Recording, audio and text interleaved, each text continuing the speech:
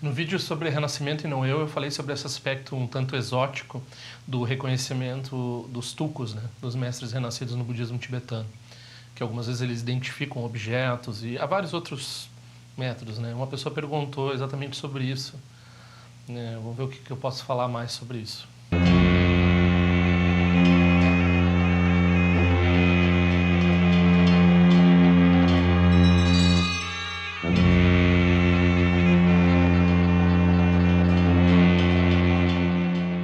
Normalmente nós acreditamos que as memórias elas estão no cérebro, tanto que se a gente dá uma pancada no cérebro em certa área e tal, hipocampo, não sei o que, aí a pessoa perde as memórias ou perde a capacidade de lembrar e assim por diante. Tem um tumor ali também. Então tem uma relação fisiológica entre o cérebro e a memória. Aí como é que a pessoa vai ter memória depois que o cérebro se foi, né? O processo de renascimento é como é que a pessoa lembra, né?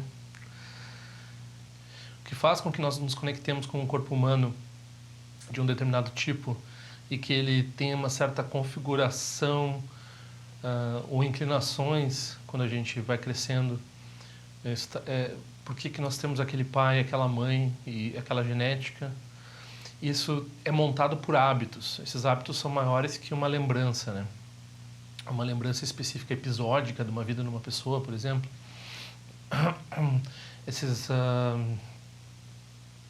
acontecimentos específicos ou elementos específicos parecem não naturalmente se transferir, né, de um nascimento para o outro, porque eles dependem de um substrato biológico. Por outro lado,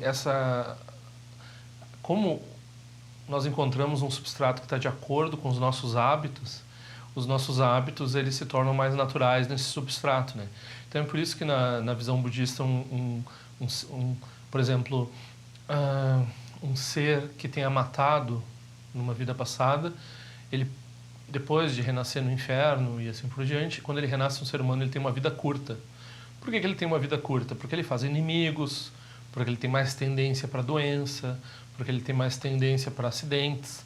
Por que ele tem mais tendência para acidentes, para doença? Porque ele produziu um resultado de acordo com as ações dele no passado. Essa conformação de hábitos, ela está dentro do organismo e está fora, está nas circunstâncias externas, independentemente. Então, né, a gente pode dizer, mas o organismo ele morre. Bom, as circunstâncias externas elas seguem e os hábitos seguem. Os hábitos é o que conforma as circunstâncias externas. Então a mente tem precedência, né? O Buda dizia isso, a mente vem antes de tudo. Então o idealismo, né, ou seja, a Chittamatra, a mente apenas, ela tem uma força dentro do budismo, assim. Ela é mais forte que o realismo. O realismo é essa noção de que tem um sujeito dentro atrás dos olhos e um mundo externo que se configura independentemente desse sujeito, assim. Então essa crença aí, o idealismo também é uma crença errônea, mas o realismo é uma crença errônea antes, é uma crença mais errônea ainda. Então a gente está falando do âmbito relativo, né? Então, mais do que memórias, nós temos hábitos. Aí, o que acontece quando um professor renascido ele encontra os objetos da vida passada dele? Ele treinou justamente, né? Ele é um professor que ele tinha essa prática do estágio do desenvolvimento. Ele consagrou os objetos vez após vez com o uso e com a prática. Então, principalmente se é objeto de prática, o mala, o sino, e algumas vezes objetos muito pessoais como o óculos e a dentadura, no caso do Dalai Lama, tem essa cena no filme Kundun, que eu vou ver se eu coloco aqui.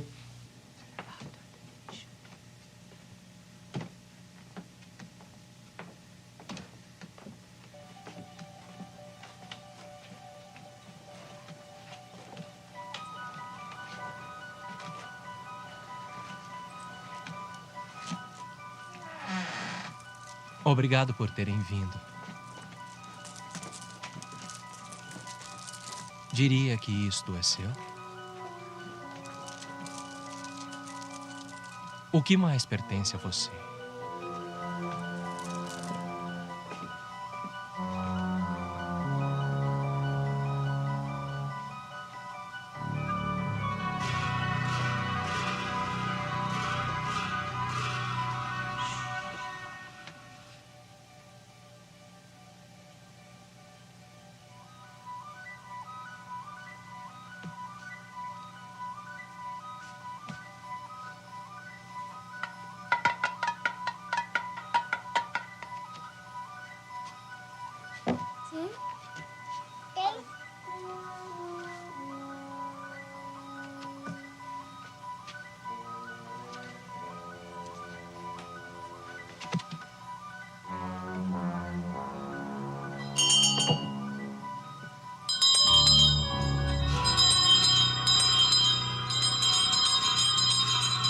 Sim, estes são seus.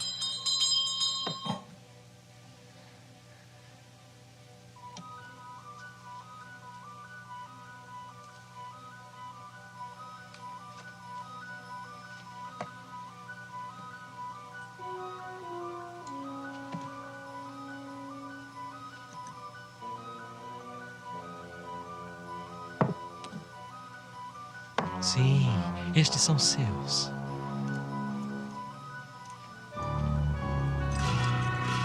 Isso.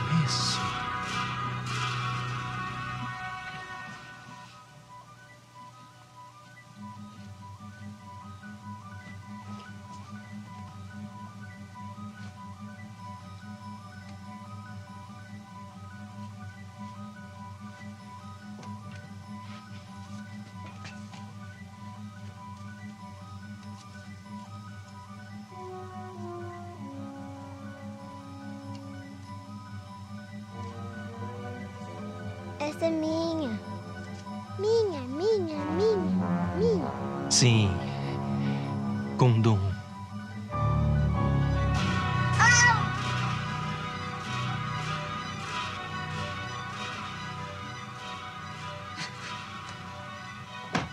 O processo de lembrança, mesmo porque uma criança ela não tem uma ideia normal de lembrança, né? Uma criança de 3, 4 anos de idade, ela não tem lembrança, né? Então, ela tem um hábito, ela tem uma formação de hábito e aquele hábito é automático. É como o hábito de um animal, assim, quase. E aquele objeto, ele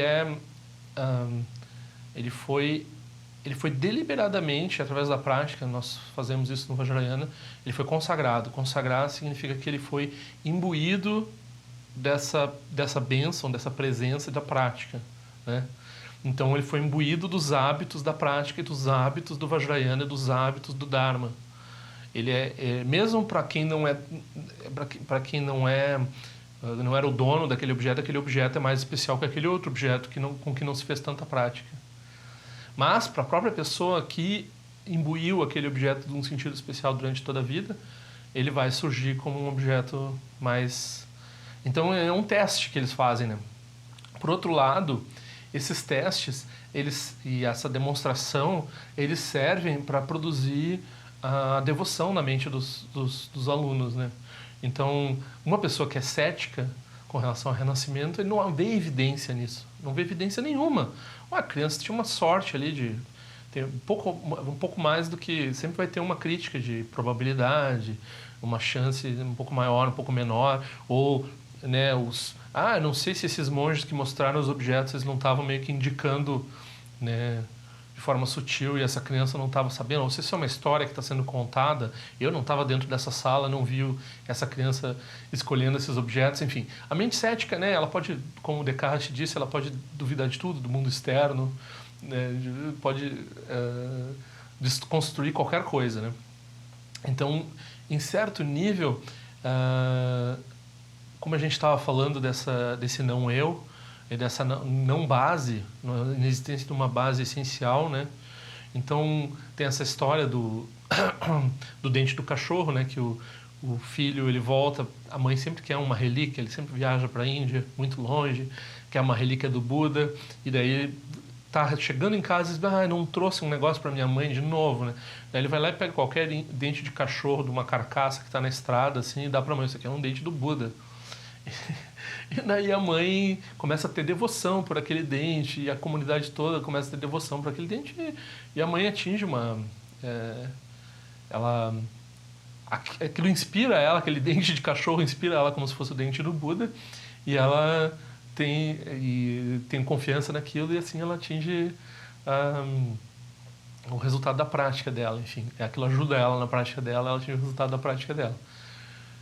A gente diz, mas é uma falsidade, né? Uma falsidade ideológica. O filho foi lá e mentiu, não era dente do Buda, não era uma relíquia verdadeira e tal.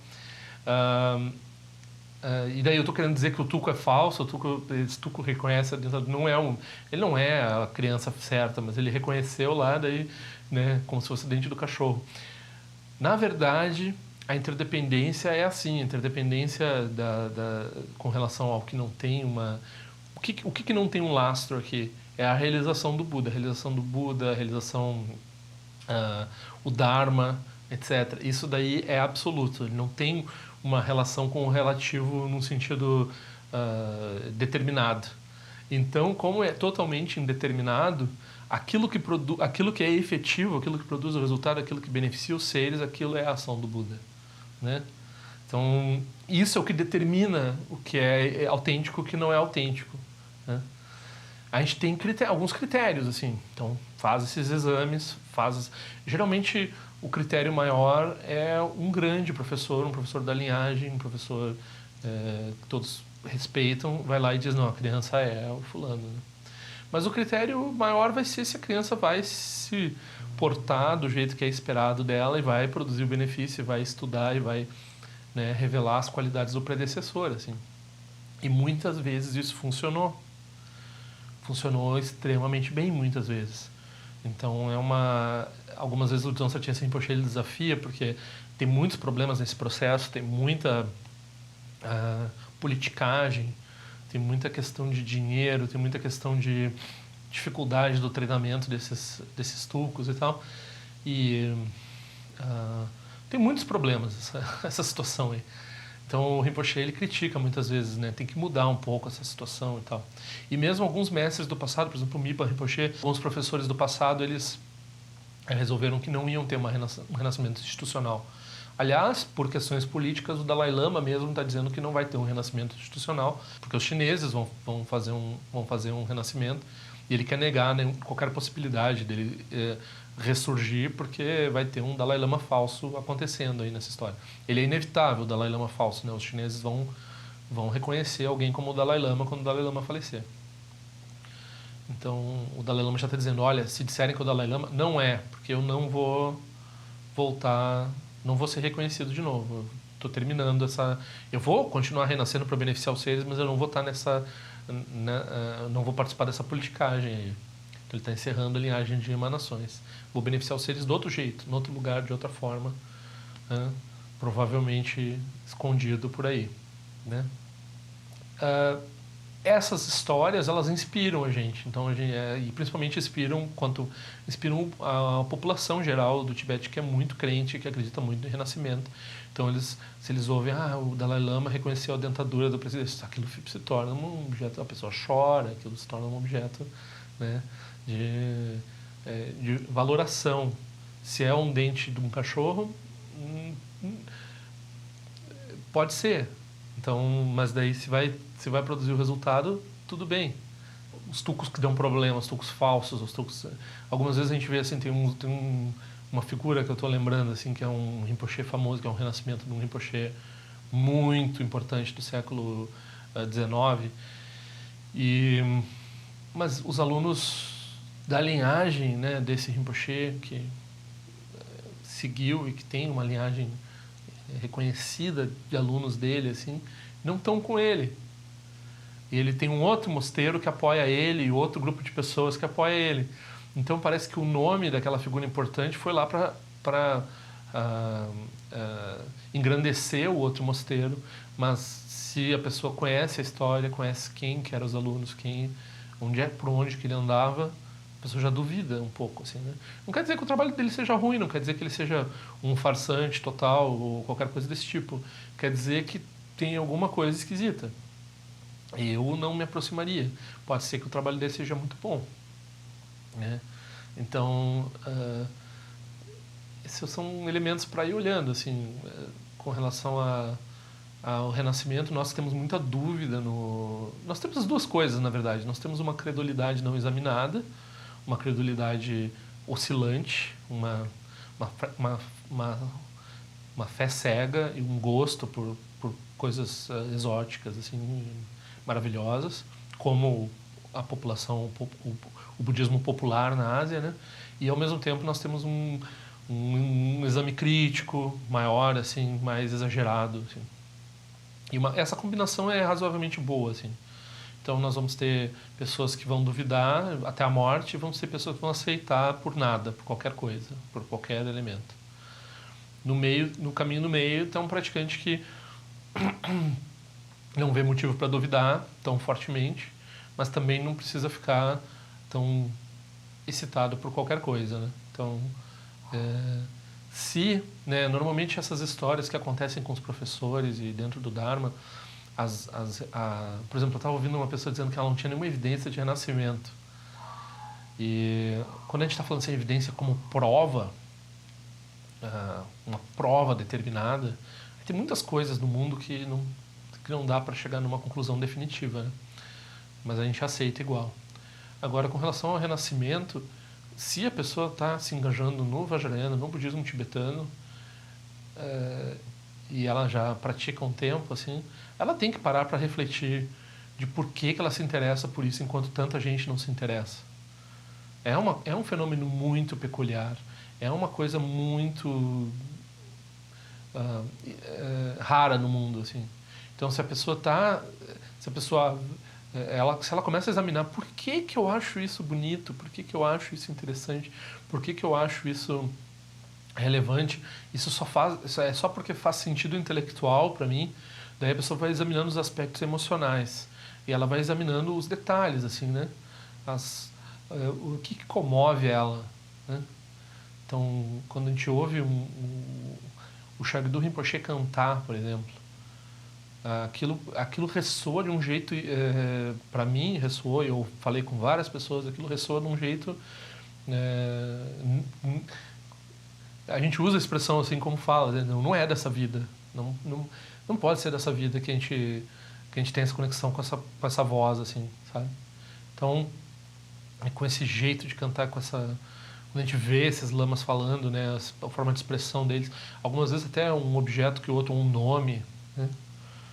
Então, e é dito que nós, no Vajrayana, nós somos repetentes, né? É virtualmente impossível ser a nossa primeira vida no Vajrayana. A gente está praticando o budismo há muitas vidas e provavelmente o Vajrayana há muitas vidas também. Isso não quer dizer que a gente seja pessoas especiais, porque se a gente não atingiu a realização, não tem, né? É só por acaso a gente conseguiu pegar o fio da meada e reencontrar os ensinamentos e dar valor, e isso daí já é grande coisa, né? Mas então, né, sob certo aspecto, no Vajrayana a gente vai dizer, somos todos tulcos, somos todos nós tulcos, né? Todos nós estamos praticando para revelar a nossa natureza de Buda, que já está presente, né? E que está além do tempo, que está além das formas particulares, e que se expressa agora dessa forma, e nós estamos tentando expressar a nossa verdadeira natureza através da prática. Então, isso é como qualquer um. Agora, claro, como nós não somos, como fala, prodígios, né? Tem algumas pessoas que chamam tulcos de prodígios espirituais, né? Então, nós temos uma dificuldade, né? Temos prostração, que saco, retiro, né?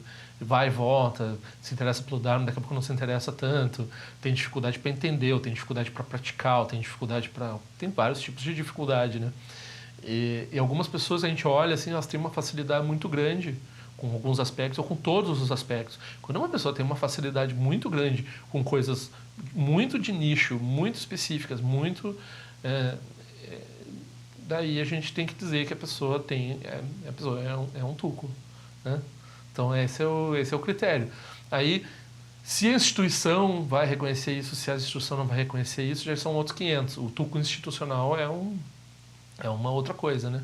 Então, a multidão vai fazer aquele objeto, aquele dente do cachorro ou não, aquele ser, vai surgir como um mestre espiritual para muitas pessoas.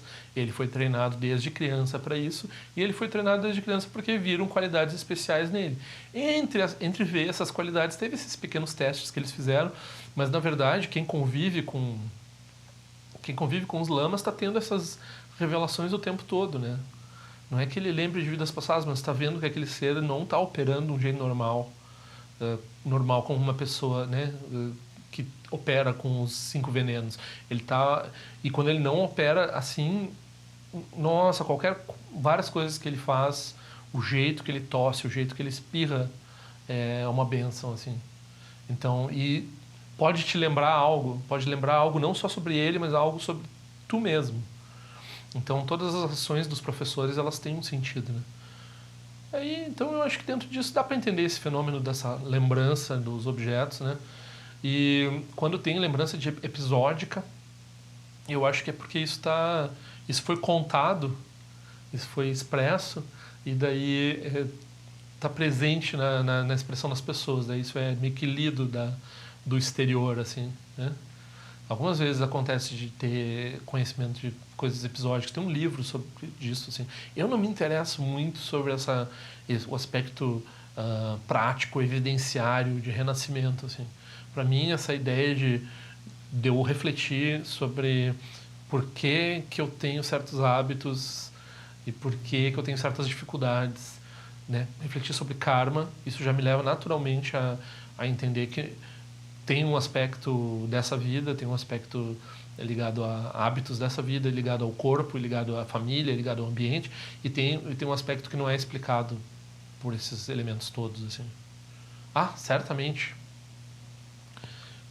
tem coisas que não são explicáveis por essas condições externas todas.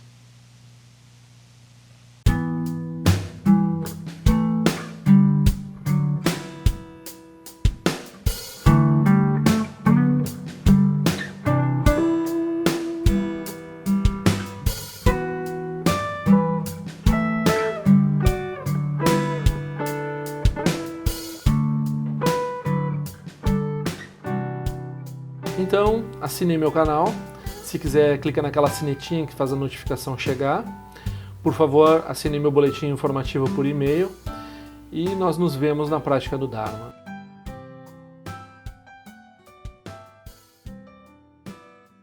Ao longo de minhas muitas vidas e até este momento, todas as virtudes que tenho alcançado, inclusive o mérito gerado por essa prática e todas as que vier a conseguir, ofereço para o bem-estar dos seres sencientes. Possam a doença, a guerra, a fome e o sofrimento diminuir para todos os seres, enquanto sua sabedoria e compaixão aumentam nesta e em vidas futuras. Possa eu claramente perceber todas as experiências como sendo tão insubstanciais como o tecido do sonho durante a noite e imediatamente despertar para perceber a manifestação de sabedoria pura no surgir de cada fenômeno. Possa eu rapidamente alcançar a iluminação para trabalhar sem cessar pela liberação de todos os seres. Ganirawe Korajin Kasum Banani Wamalu Jungwene Jerezi Wante Jinjazo Ezapeka Jabadu Tenjo Chi Om Sochi Jamin Jabene Jana Sawa Kunchatu Jeo Zetari Baben Jondo Todero Pemoni Jogizazu Datu Tenjo Chi Chimekone Pema Samba Osa Sona Jante Zenu Pai Garjuan Shujuki Trupiko Kusese Shinse Sindashin Shua Jingme Tuju Trupanangi Wancho no Tupantenor Buyen Neko Pomolura Sanelunda Dileta Tenjo Chi Peme Jason Pemerizo Jepeme Dan Laji Kusesu Wan Pema Choji Dramarizo Jindoni Peme Lonji Druji Pende Jungwane Jumbo Dembayori Nepadan Demazin Pejebonan Kusenja Sentenjo do Sunsan Jaguru Rimpo Shengon do Kunda Tewa Jumbo Japa Chekusato da Passa Soa Deus Sojin Gelapto So Shinasangwe Bajewa Danzam Balon Jeru Pajende Lobama Hom Bajaguru Pemasa de Ken Loja Zon Loja Zanisa Zon Japa Pedro Jusho Sunangwa da Mira do Sungele Show